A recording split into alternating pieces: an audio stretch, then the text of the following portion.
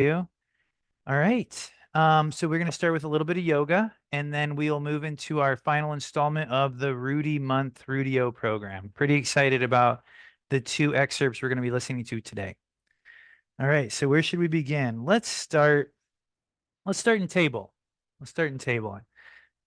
Feels like a nice productive spot. Nobody's going to fall asleep in table. All right. So if you're in table, I'm going to be 3/4 for you. Just means you start pawing the mat and feel the response in your shoulders. Sort of feel how the shoulder stabilizes down slightly towards the rib cage as it becomes the only point, holding you up on your upper body. Then we'll keep the hands where they're at. Notice the index finger does want to curl up a little bit. That's actually preserving the arch. Feel your thumb. Draw an imaginary horseshoe between your thumb all the way to your pinky finger, and know that that is a base of support for your hand, and that the index finger floats up with a natural arch just like your feet, in case you're wondering. From there, glide or bring the knees a little closer together so you can glide one leg back and just say hello to the deep core. And then as the leg glides in, can switch the weight. And now we're basically doing what we were just doing with our hands, but with our pelvis. So as the weight shifts from one knee to the other, feel the pelvis stabilizing around the midsection. And that circles all the way around your back. And your shoulders are going to feel it too. Next time you bring the knees under, let's give those wrists a little bit of a break, bowing back to Bhaktasana for a breath. And when you're in Bhaktasana, you can actually curl the wrists in towards each other and just give them a little moment.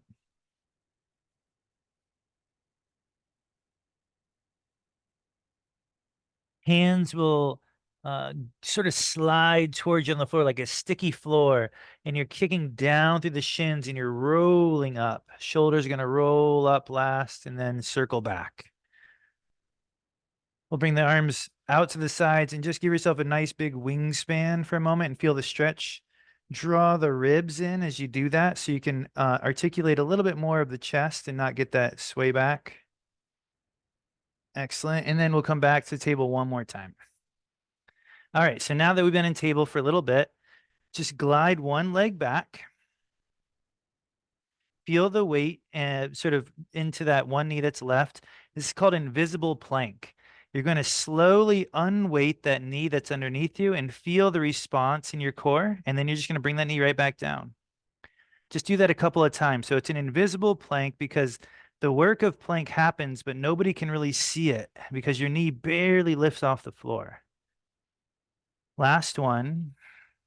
And with this one, it barely lifts, and then you just glide the foot back to plank. You don't even know how you got there. Everything's already working really well. Drop knees, bow back. Bend the wrists in just like we did before. One breath into the low back.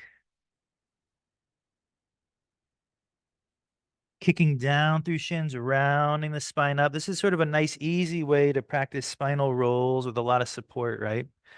Wingspan, opening up across the chest, making sure the table pose isn't sort of closing off the chest at all. Great. And then we'll bring those hands down to just do the one other side that's left. So from here, the other leg will glide back.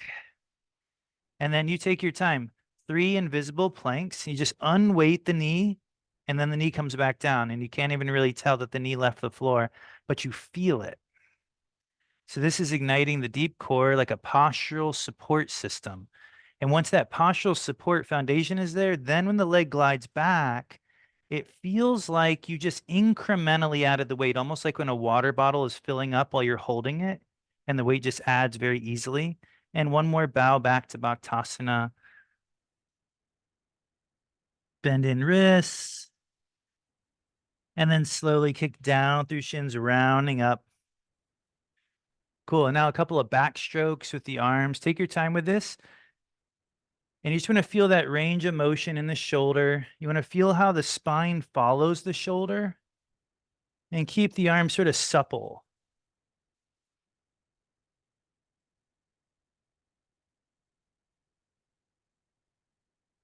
Excellent. And then we'll just relax the arms for a second. Let's say the left foot. Let's bring the left foot forward. You can keep the back toes flat for a moment and elevator the arms up. Elevator, because it happens very naturally. You go to about horizon line and then back down. Again, we're looking for a deep core sort of spark. You just want to feel a little spark around the midsection so that when you lift the arms up to the horizon, that deep postural support's there. And then when you keep lifting, the postural support builds very holistically. The arms lift up, but the shoulders don't lift with them. The shoulders are relaxed. A little bit of pressure down through the feet ignites upward lift through the ribs and the heart. The shoulders keep relaxing down. The front of the body is pulling up. The back of the body is gently and gracefully pulling down. Lift the back of the neck, lengthening the back of your neck. This is a common point of, so it actually feels like someone's lifting the crown of your head by a string diagonally behind you. This should inspire a little bit of work in the front of the neck. We'll bow forward, rounding over the front foot, and then just kick back. So for this, you might not need it, and I'm sorry I didn't talk about it, but if you have trouble reaching the floor, you can have blocks, or you can just tent your fingertips. So my bad for not mentioning that. Tented fingertips and a bent knee usually get the job done. And you're hula hooping the hips. You are massaging the calcaneus and the connective tissue that wraps around that heel bone. This connective tissue connects the arch of your foot to the gastrocs, your calf muscle. And it's when it gets really sort of dense, it actually limits your arch. It limits the way that you walk, limits your gait. So you want to massage that with your body weight. Cool. We'll slide that foot back underneath. One more bow to Bhaktasana just to give the back a little counter pose. We'll just be here for a second. Kicking down through the feet, rolling the spine up, rolling the shoulders back. And the shoulder roll can just progress into those back strokes. Feel the connection of the arms to the axial skeleton. We're doing this backstroke to release any sort of tension in the back and the spine. We're doing it to feel how the arms relate to your body, not separate. All right, can relax them down. Other foot comes forward. Test for me. I believe it's your right. Top of the foot presses down, a couple of elevators with the arms. The elevator means it's sort of this effortless lift where you're like, you don't even feel like you're lifting. You're just lifting and trying to feel like, can I feel the response in the midsection? A lot of times we move from our superficial muscles a lot. And so, yeah, anybody can lift their arms up.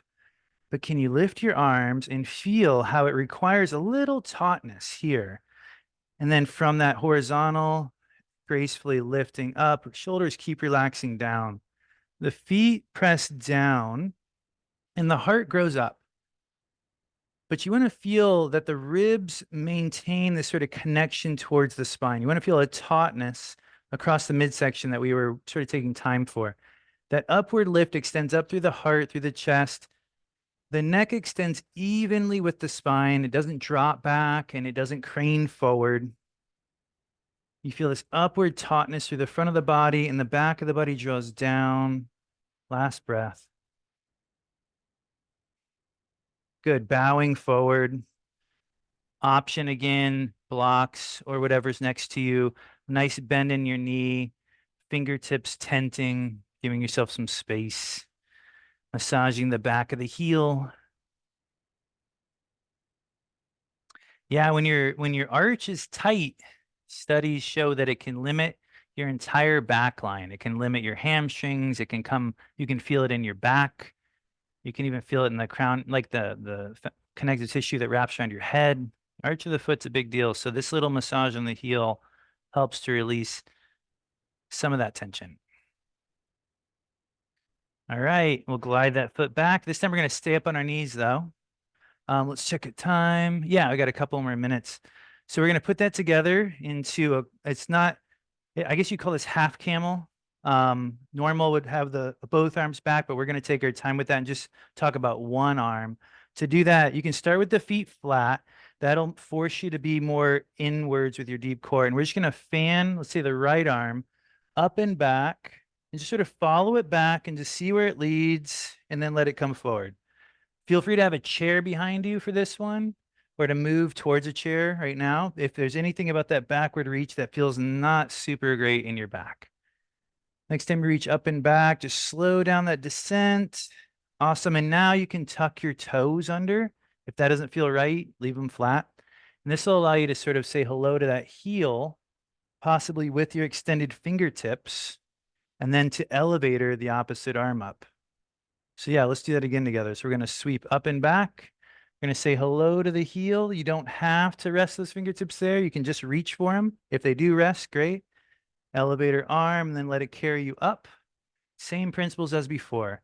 Rising up across the front of the body, drawing down gracefully over the back of the body. Feel the shoulders down as the heart lifts up. Urdhva Ustrasana, half camel. To come out, you can actually just pull the abdominals in and just hinge at the hips. Believe it or not, that's the easiest way to come out. Yeah. Before we go into the next one, you can let your back round, cat cow. Kick down, stand up. Here we go. One more time. We're going to sweep the other arm up. The feet are flat, and this is just sort of generating the pathway. You might, say hello to your heel as you go back, but there's really nothing that needs that to happen. You just want to feel that extension, the length, and support. Because if you can move in this way, then you know you're supported. It's when we sort of hang, it's when we reach, it's when we sort of stop moving that a lot of the ligaments start to support us instead of the muscles. Last one. And now we'll tuck the toes under, and just one or two times here with that same arm, seeing if you want to say hello to your heel. And then the last time you can say hello to the heel and keep those fingertips on the heel, elevator the other arm up, and then slowly let it rise up and carry you up with it. As you reach down through the knees, you lift up through your heart, and hopefully you can still maintain tone in the front of the neck to build strength, eccentric tone in the sternocleidomastoid. A lot of us suffer from head forward syndrome. And so lengthening actively through the neck in a back bend posture is a huge benefit to anybody who looks at a screen all day. Lengthening up, not dropping back. Abs pull in, hips bend, and you can sit back onto your heels. And we'll finish by bowing down. You're welcome to stack hands with forehead on hands and breathe into your low back.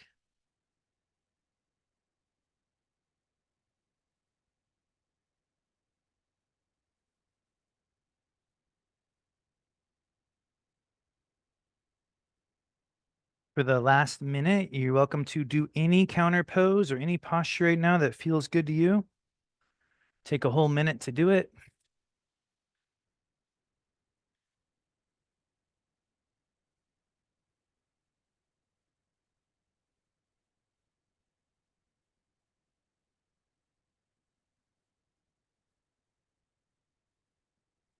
Nice counter poses happening here. We got down dog, we got pigeon, we got bhattasana, got uttanasana.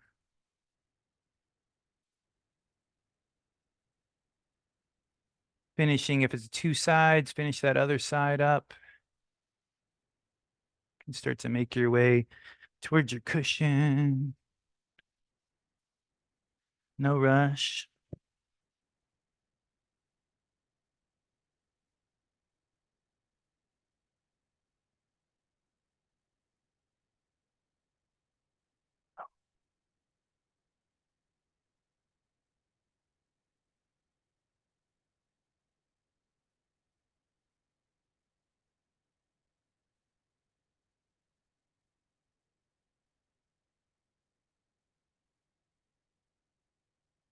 Could you make sure that that's plugged into the somehow back? That might already be.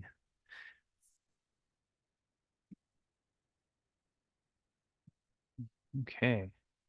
And let's get our slides ready.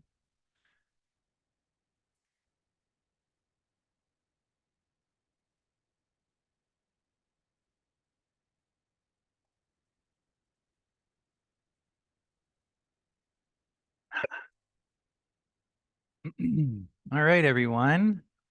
Yogita, your hair looks amazing after yoga. That was really cool. It looks like you just got a haircut. That's really neat. That looks awesome. We are preparing for the final installment of this Rudi Satsang.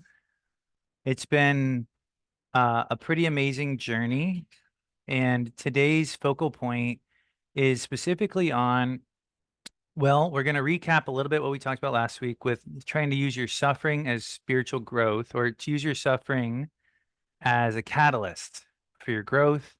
And then also moving into how the heart and the wish to grow is the most essential foundational element we could ever have in our practice, and that it's also the most overlooked. So those are the two sort of points we're going to look at. But of course, let's hear Rudi talk about it. This will be 2 installments. We'll do about 5 or 6 minutes. We'll take a pause, and then we might just go right into the other one. I'll see how it's going. So the first stuff is going to feel a little bit familiar, and then the second half will feel new. But what's familiar when you're listening to Rudi? All right, going to go up to sharing my screen here.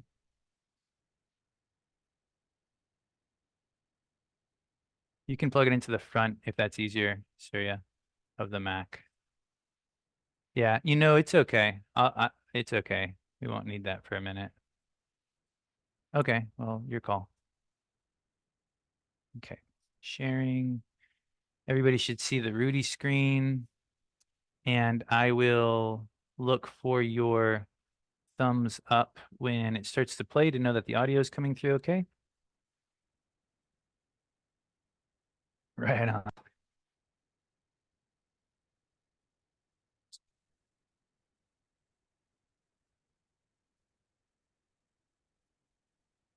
Taking moments to center, your breath flow.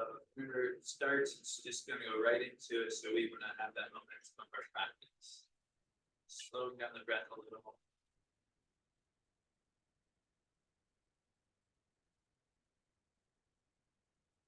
And reach into your heart. Find that connection, center point of the heart.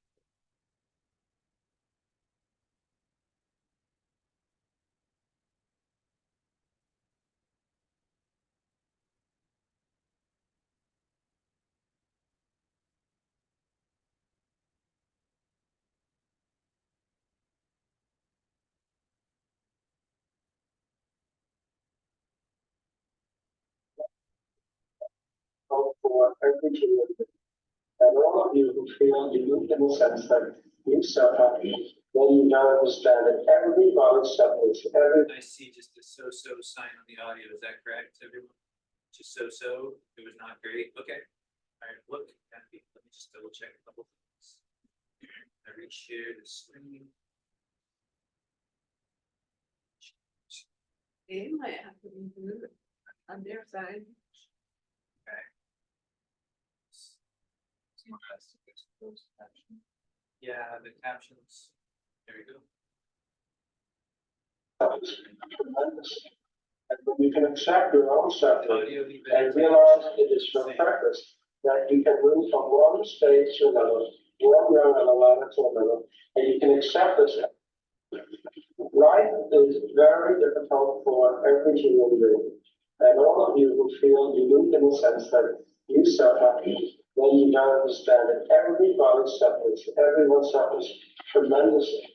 And when you can accept your own suffering and realize it is your purpose, that you can move from one stage to another, one rung on the ladder to another, and you can accept this and take these steps. Not the suffering, stand there looking up at this ladder like a thief. And a lot of you do that. You stand there and you are just like some Jew against the wailing wall, lamenting and crying and lamenting and crying. But if you put a ladder against the wall, you can step on it and climb over and finally achieve something. This thing of accepting without a reward is one of the most unbelievable stupidities I've ever heard in my life. And every time I've ever studied anything, the thing that's always drilled into your head is that you work and you don't expect. I don't accept it. I can't possibly believe it. You work and you expect everything. You are open for everything. You really should grow. Life should be remarkable. It should be beautiful. It should be joyous. We should be filled with all of the goodness in life. Because finally, in this existence, you have to be tested with everything, whether it's a person or money or power or anything else. You have to be able to open your hands and let go. And it's this thing you have to, and you can only surrender that which you have. I mean, a beggar cannot surrender money. Somebody who's by himself cannot surrender a person that he loves. And someone who has power can only surrender that power. And you all must realize you have to be extraordinarily successful and prove what you think you are willing to do now when you don't have. You prove by doing what you have. Because to really achieve in this life is to do and have everything and stay free. These are finding the real temptations and the real realities of our existence. Not to sit there and be on the bus and the subway and look at people driving by in Rolls Royce and he must be unhappy. You be inside and see whether you can give away your Rolls Royce for some child who's starving in Africa. Then you have begun to learn what it is to be a human being. But unless you have it and you can give it up, you have no right to talk. And you all talk like millionaires and you act like beggars and you don't even respect the things that are given you as part of your being here or being anywhere else. And it's very, very unfortunate. Until you respect somebody else's thing, somebody else's energy, as if it was sacred, then there's no understanding you, there's no compassion you, and no anything else. And to come with stupid questions, to come not prepared to work inside, to really not be in a deep sense and surrender, to allow the energy to come in and fill you so that you really can be open, so you really have something to give up. This is just a coward's way. To be in here projecting from your head some kind of madness and thinking that you're doing instead of really being open and letting the force fill you. You can't open unless it's filling you with your heart, and your heart opens and opens and opens and opens. At the top of your head, these great delusions of grandeur, what you would do. But unless you can feel the energy really filling your heart and spreading and spreading and spreading and spreading, and then coming down into the lower chakras and opening and opening and opening and opening, you are living a lie because you cannot in any way consider yourself open unless you can feel this energy with your breathing and your consciousness going into these muscles. And falling over and making noises and everything else is not to do with reality. Reality is feeling one chakra being filled and spreading with your consciousness and will against the resistance and not wanting to open. And so you remove the paralysis of one and you keep your attention there. And we're going to see one area working in any one of you that to try and show me this total strength that people are going to my whole life. This is not Mardi Gras night, it's not the Rose Bowl. You work and you do the exercise from the very beginning. And the first thing is to take a deep breath, swallow your tongue, and feel it in your heart spreading. If it does not spread all the way through and really open your heart chakra, then, quote unquote, you have no heart chakra. And if you can't stop there, and you don't feel it, then you are absolutely full of shit. You are making a lot of noise and taking up a lot of room here, and you haven't begun the basic exercise. And all of this other stuff is a lot of stuff. You either open, because this is where the wish comes from for any human being to grow spiritually. Your wish is in your heart. And if you don't feel your heart open, you have no wish, you cannot begin. And you can't pretend, you can't be in here thinking that you're climbing to the Himalayas or flying around the universe. That is absolutely an illusion. If your heart isn't deeply opening and opening and opening, and you feel the resistance and you feel the pain, and you can surrender and relax there and open more and more and more and more and more. Have us say, really, expand. Second breath. Feel the energy coming down the chakra and open. Then you know, technically and realistically, you are doing something. Otherwise, what do you do? You're going to another illusion. One reason our exercise is excellent, but you can fake that kind of thing.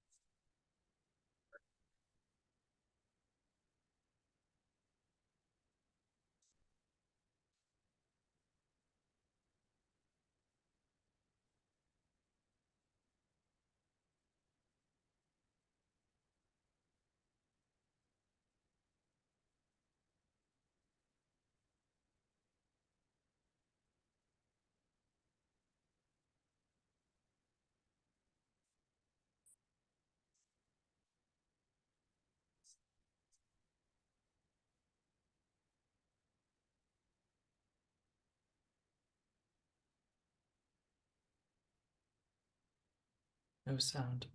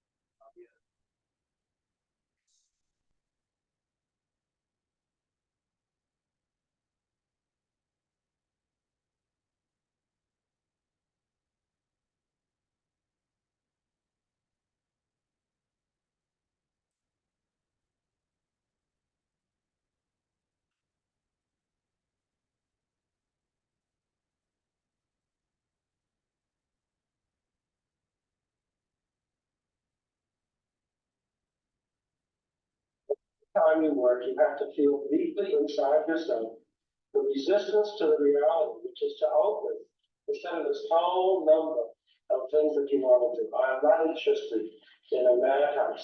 I'm not interested in people trying to show how deep they are. I want to feel and see inside your heart that you're taking a breath and you really are dedicating yourself to your own life. You're doing it for you. You are not doing it for you. I mean, I had opened my heart. I had a chunk through it for the last couple of weeks, and I'm very grateful when I found I wasn't too proud of.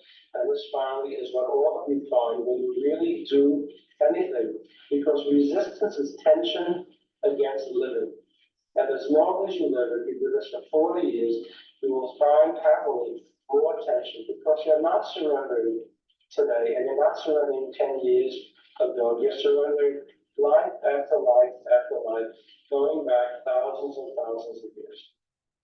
Because to really achieve brilliantly and deeply and to be in harmony with the cosmos, some of these planetary situations, those of you who are interested in astrology, take place after hundreds of years, some of them after thousands of years. And it really is matching that energy with this mechanism that if you don't work and there's some really great astrological thing taking place, we may wait 6,000 years again for that energy to come into you to give you the nourishment to really open. That's the reason such a fuss was made about certain signs, certain kind of celestial happenings. You know, that you really could drain a certain energy out of that movement. And if you can't meet that, then you're no different than a child in school who has to be held back because they can't take an advanced course. And you must keep yourself very simple doing this, that your basic exercise of the breathing and swallowing and going in the heart, and then taking your second breath and holding it and feeling this thing open. You either feel that every time you work, or any expansion of that is force. Because that is a basic thing that brings a flow of force through the chakras. And if you don't feel that, then you're in a lot of trouble. And I know, because I've been through it myself, when I'm having great experiences, and then I tried to take a breath in my heart, and my heart was closed. And I went back and I worked again, and we worked again and again and again until it closed. Does anyone have a question?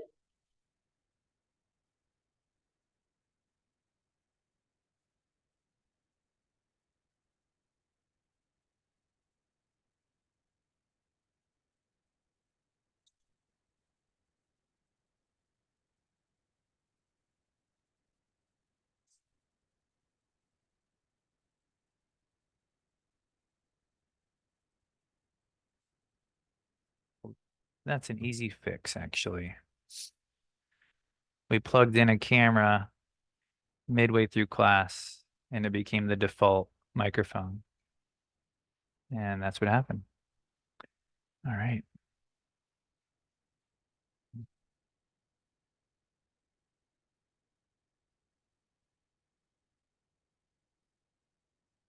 So the obvious takeaway that we can work with for another 5 minutes here, or for at least a couple more minutes, is this necessity of being able to feel our heart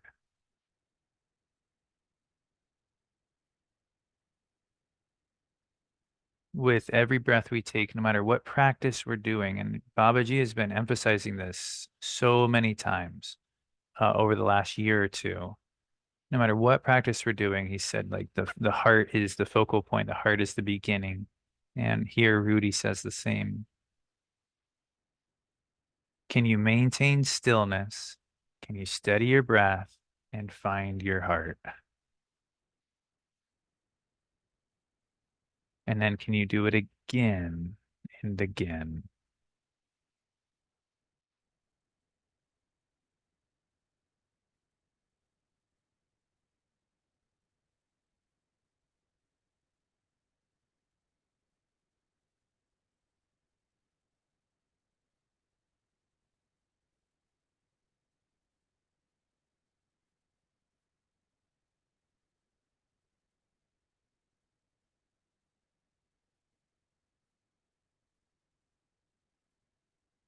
You don't have to tear at it, but you do have to try it.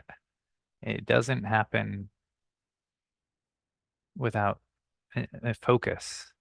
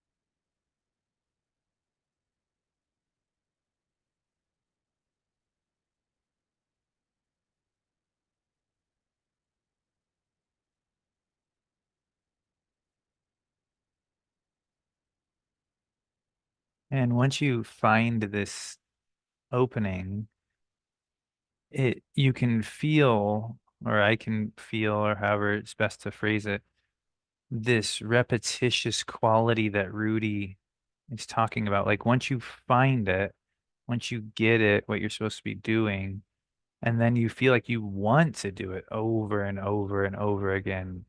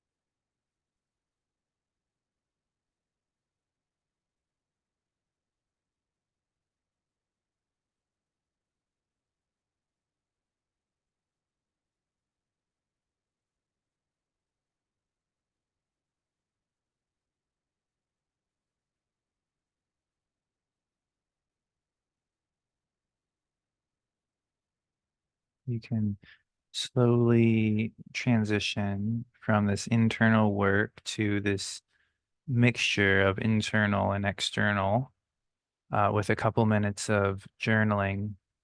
And just to support you in your journaling, I'm just going to read through some of the headlines that we heard and see if some of it jogs your attention. Let me see here. I don't know if this was exactly the right one. Yeah, sorry. Get that one. Here we go. Life is very difficult for every human being. Everybody suffers, everyone suffers tremendously. And when you can accept your own suffering and realize that it's for a purpose, then you can move from one stage to another, one rung on the ladder to another. You know.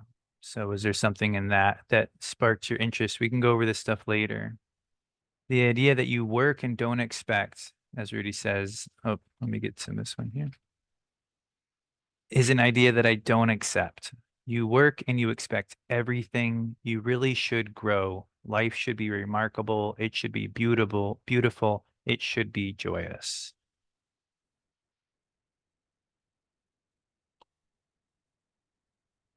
A beggar can't surrender money. To really achieve in this life is to do and have everything and stay free. The idea that you can only surrender what you've worked to attain. You can't just say, I would surrender. In his case, he used the example of a Rolls Royce if you don't even have one. Work hard, make enough money, buy a Rolls Royce, then give it away, is what he said. He's like, then you'll know you've surrendered it. You cannot in any way consider yourself open unless you can feel this energy he was talking about in the heart, because this is where the wish comes from for any human being to grow spiritually. Your wish is in your heart.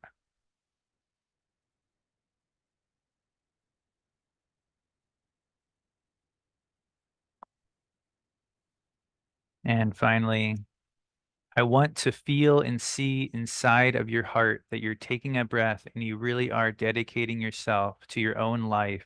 You're doing it for you. You're not doing it for me. This was a section where he talked also about how resistance is when you're basically meeting your life. You're coming up against your life, and you're either going to work with it, or you're going to push it away. So let's take a couple minutes for some journaling. Hopefully some of that was inspiring to you, and then we'll check in and we'll share. So 2 or 3 minutes, go for it.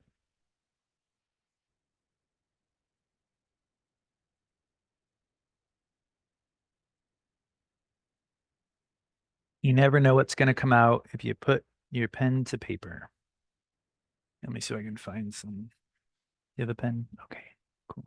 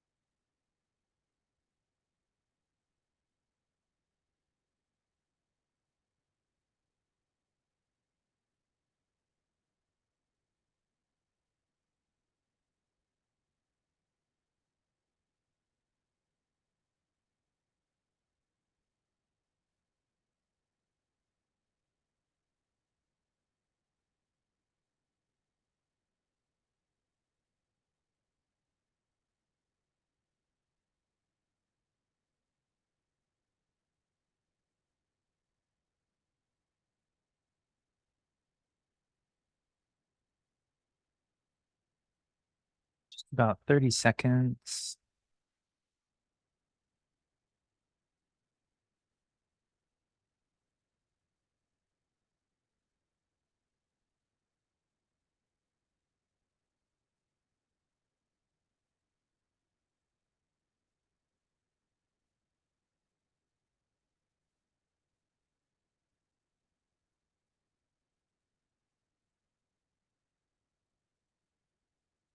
And finishing your thought, rereading what you wrote, underlining a keyword or phrase, and throwing it in the chat box or saying it aloud in this room if you want me to write it.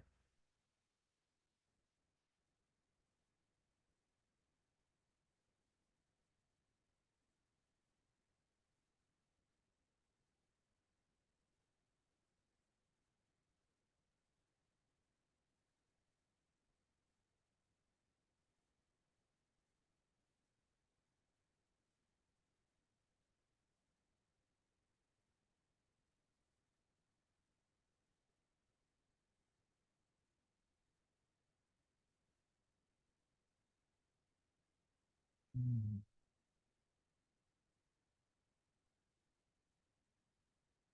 Right.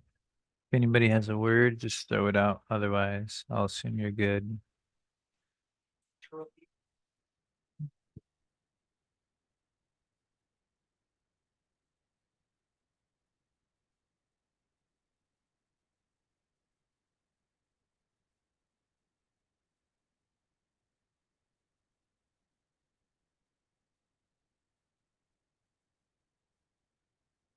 All right, let's read a few.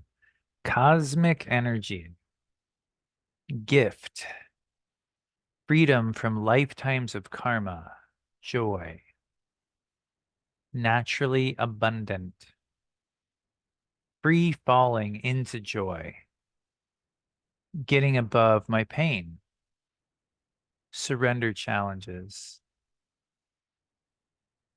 Okay. Okay. Vulnerability. All right. If anyone wants to raise their hand, it could be in this room, it could be online. Feel free to start the conversation. You can elaborate on your key word, perhaps.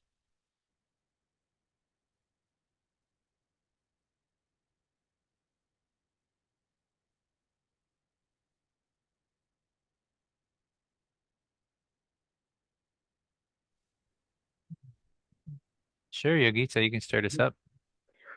Well, seem to spend a lot of time trying to get rid of the pain, try different diets and different exercises and different medicine and, different things to get. And, I think, I ask myself, how can I accept it? I mean, that doesn't mean we don't try to improve ourselves, but to see, if I never had any problems, then why meditate? Why seek for God? And it's kind of like your challenges, they can either make you rise up or they can beat you down. Mm, You know, are you going to ride the waves or you can get knocked over by them? absolutely. Thanks, Yogita. Yeah, this often comes up in our yoga trainings when we talk about how the most of the anatomy that I know about, that I've learned about, that I can teach about, it usually comes from things that I maybe have strained or injured. And then you have to work your way back to health. And then suddenly you know so much about this part of your body. Sometimes I even realize that, like, the reason I started yoga was because I have really intense scoliosis. So it's like, yeah, it's like these challenges are literally the conduits for our growth, the minute we start to use them that way. So Rudy was saying, like, it's like this ladder that we look up and we're like, oh my God, it's so tall, it's so much work, and he's like, if you just do one rung at a time, you start to climb up and over this challenge. And it's like your challenge is actually a ladder, it's actually a path. So using it skillfully.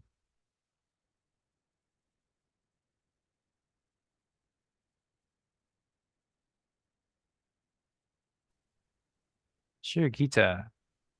I was struck by the phrase, developing your spiritual mechanism allows you to be open to cosmic energy that might only be passing by once every 6,000 years. I thought, oh my God, that's what an incentive to work. Mm. That's tell me more of why that well, how does that inspire you like right Oh, now? definitely. I mean, Cool. what if, I mean, it's like, this is a little crude, but it's kind of like, well, why suffer for 6,000 years? Mm. Why not take advantage of that cosmic energy? That because not all cosmic energy is, according to this, uh, available all the time. So take advantage of what is coming by. I mean, that just obviously that really jumped out at me.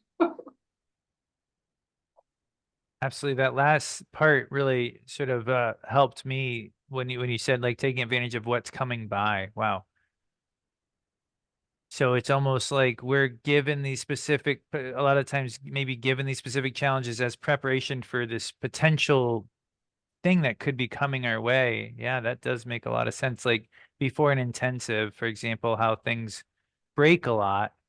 And it's sort of like giving you this like, okay, here we go. This is, do the work, like, so you can have this opening. Wow, that's, hmm.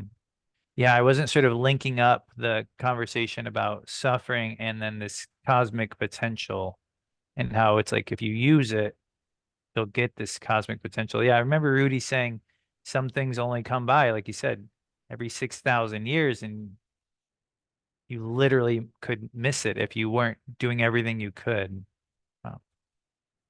Thanks, Geeta. So interesting what pops out to each of us is so different and yet so applicable. Anyone else? Sure, Anju. Still kind of finding words and stuff for this, but it's kind of like normally sitting like with Rudi and hearing his voice and stuff feels really like intense. Like, and in the past, I've really found myself kind of in a grind. And I don't know what's going on like since last week to this week, but I'm just like, feels really fun. And like, it's just been this really different sense of it. Like, I don't feel that like intensity, sort of like in that suffering vein. It's almost like hearing that word, like, no, you're just supposed to suffer, so don't worry about it. It's cool. That's just life. And since sort of like feeling this kind of like deep sense of acceptance, not with my head or anything, but really inside, like I just feel like I can just float up the ladder and not worry about it. Like it doesn't seem so hard. I don't know how else to describe that. And so it just kind of feels like, if you do that work and just sort of like have that expectation that great things are gonna happen. This is like for me, just this big shift this week of like really feeling like I could finally get out of my own way.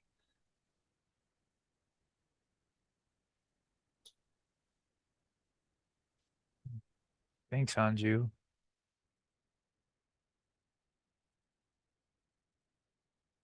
Yeah, it is interesting. I feel like I've maybe learned this from Swami Devananda, who's visiting Konalani. She's right over there. Um, that talking about how sometimes you walk into the shrine and Nityananda looks like he's smiling at you. Other times he looks like he's scowling at you. Other times he looks like he's laughing. How it's and who knows essentially, but I feel like a lot of the time when you feel like they're smiling or when you feel like you can hear Rudy's words and it's not intense, it's because you're like doing the work. You're like riding the wave, and all of a sudden this energy, you're like, you go, oh yeah, like like for example, um, when I'll take the intensive concept again, things are breaking and you're getting these small doses of like, do the work, come on, do this, come on, get this, get moving. And then finally when the energy arrives, you're like ready and you're hungry for it. You like have an appetite and it's like nourishing you. Whereas sometimes if like you've been sort of avoiding it or hiding from it, wasn't that funny when Baba talked about the other day, the hidey holes, everybody in their hidey hole? I thought that was a one for the books. Um, then the work feels a little bit like, but it sounds like possibly, you've had a week where you've been sort of rising to the occasion in little ways over and over and just sort of feeling like, oh, it is really one rung of the ladder at a time. It's not this huge amount of energy. It's one rung. And then like you're almost like your mechanisms flowing and suddenly Rudy's satsang feel like they're nourishing you instead of just like scaring you, which I think we all vacillate between those two. But yeah, challenges are a gift. I think someone's word was gift. Dharma's word was gift. Got about 4 or 5 minutes left if anyone else wants to chime in on their experience. Would you like to? You just have to use this. Sorry. I'm going to go to the crowd cam. You can see Swami Hi, Devananda. Whoa, everybody. that is not the crowd Hopefully you cam. can You're hear me. good. Go for it. Anyways, well, because on Thursday at Konalani, we go up to work at Baba's in the food forest. I was thinking about he's so expert at giving subtle teachings in the most humble, ordinary way. For example, I felt like I got some very profound help with a couple of issues that I've been working with sort of emotionally. And all he was doing was showing me how to grow tomatoes or something that's so ordinary, but you walk away feeling like, oh, he just told me the answer to my problem. Mhm. He's talking about how in forestry over here with the fruit crops, they graft something like an orange tree onto maybe a base that's something totally different, not an orange tree. And so he was telling me how to work with that. And I just felt like I don't know if that translates to what anybody else is going through, but how profound the guru is in an ordinary setting. And Rudi was like that too, but I just so appreciate Babaji right now. Thank you.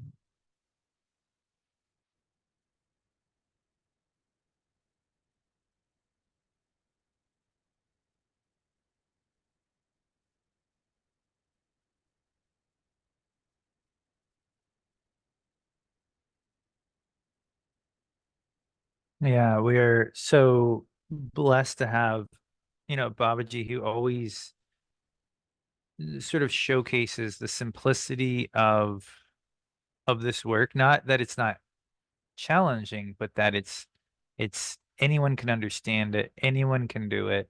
And, Swami Devananda has a lot of devotion and it feels like she's always able to open up and receive from that heart level where things just sort of flow. Things just sort of flow. You don't have to have everything explained if you're able to get down here. Like Rudi was saying, if you can open the heart, then it's like the whole practice starts to flow. This force, he called it many times, a force starts to flow. But if we're up here, the force just keeps hitting, and so when we get down in the heart, it actually starts to move. And then it's very easy, like Devananda was saying. Simple things can support us, can help us, can teach us. It doesn't take so much horizontal effort like we normally think of it. But often that's the missing element, right? That's what I feel like Rudi was talking about a lot, how so many of us jump ahead to we're flying to the Himalayas in our thoughts, but we haven't even opened our heart on our cushion. Any final reflections before we sign off?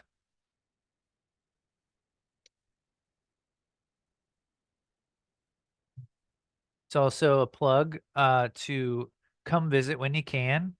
Jay Ram and Kazuo, I believe it's this Sunday, correct? Am I correct? It's pretty soon, or is it next Sunday? Okay, next Sunday. They're coming out really soon. Anju was just out recently, Tejavan. It'd be great to see you guys, but we know everybody has a life, but it is fun to be able to talk about tomatoes with Babaji. So Hope everybody's doing super well. Thank you all for being a part of this. Sorry about the tech issues. Thanks for hanging in there on that. Namaste. Hope you have a great rest of the Rudi month. I believe got another week in the Rudi month, if I remember the Mahasamadhis, I think in a week, roughly from now. So hang in there on that and keep moving. Thanks, everybody. Great to see you.